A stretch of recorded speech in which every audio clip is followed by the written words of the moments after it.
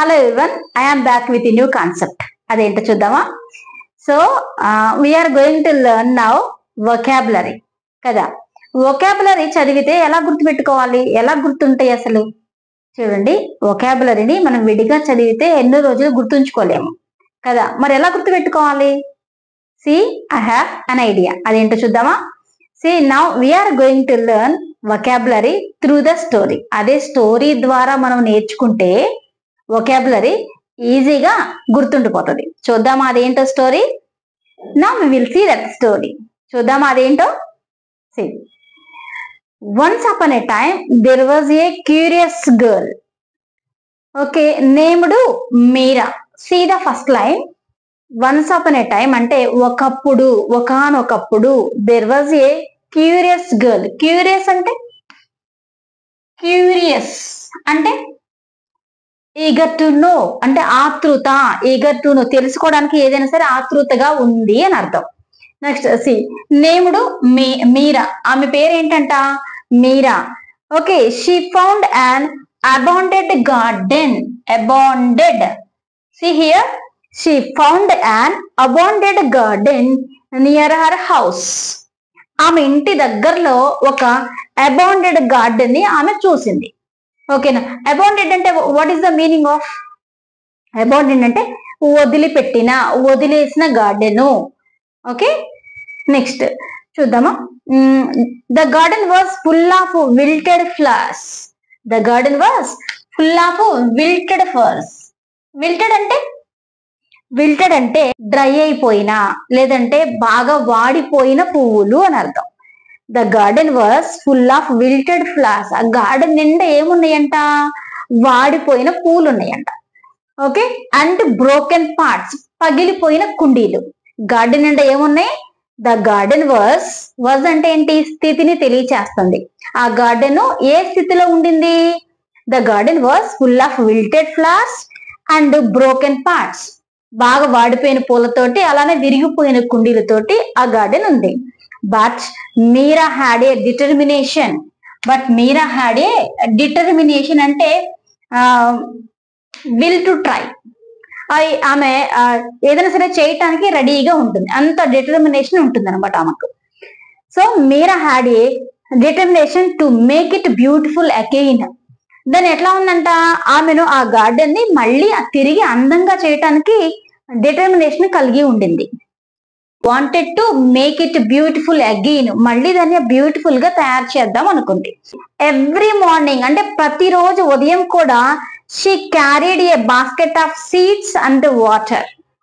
Okay, ప్రతిరోజు morning ఏం చేసేదామా? She carried a basket of seeds and water. ఒక బాస్కెట్ నిండా సీడ్స్ అండ్ వాటర్ తీసుకొని వచ్చేది. మరి తీసుకొచ్చి వాటిని ఏం చేసేది? చూద్దాం.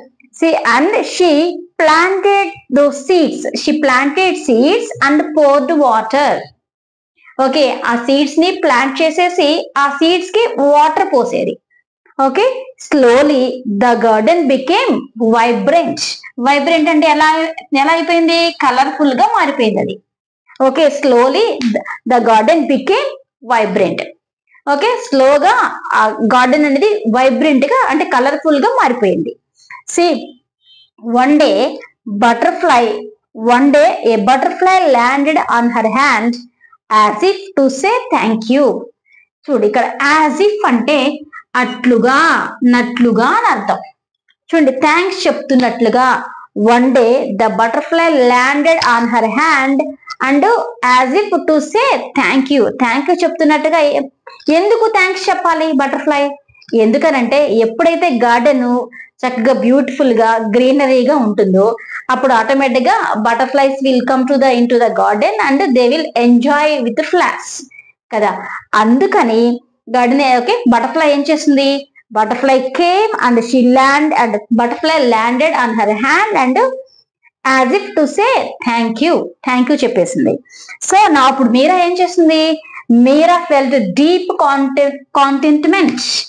మీరా had a deep contentment in her heart. Contentment అంటే contentment means satisfaction. Okay, peace అంటే ఏంటి? సంతృప్తికరంగా ఉండింది ఇప్పుడు ఆమె మనసుకి. ఇప్పుడు మీరు ఈ స్టోరీలో కొంతవరకు వొకాబులరీ నేర్చుకున్నాం కదా. ఇప్పుడు ఈ స్టోరీని చెప్దాం. ఓకే, ఎలా చెప్తాం చూడండి. Once upon a time there was a curious girl named Meera. First full stop వరకు చదవండి.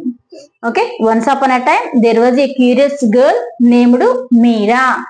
అండ్ నెక్స్ట్ ఏం చేసింది? She found an abandoned garden. She found an abandoned garden near her house. Okay, near her house. ఆమె ఇంటి దగ్గరలో ఒక వదిలిపెట్టేసిన garden ని చూసింది ఆమె. ఓకే, నెక్స్ట్ ఏం చేసింది? చూసి వదిలేలా. The garden was full of wilted flowers and broken parts. Okay, ఆ గార్డెన్ ఎలా ఉండింది? మంచిగా వాడిపోయిన పూలతోటి, ఇరిగిపోయిన కుండీలతోటి ఉండింది కదా. అంతేగాని బ్యూటిఫుల్ గా ఉందా? నో, లేదు. సో అప్పుడు ఏం చేసింది ఆమె? What did she do? ఏం చేసింది?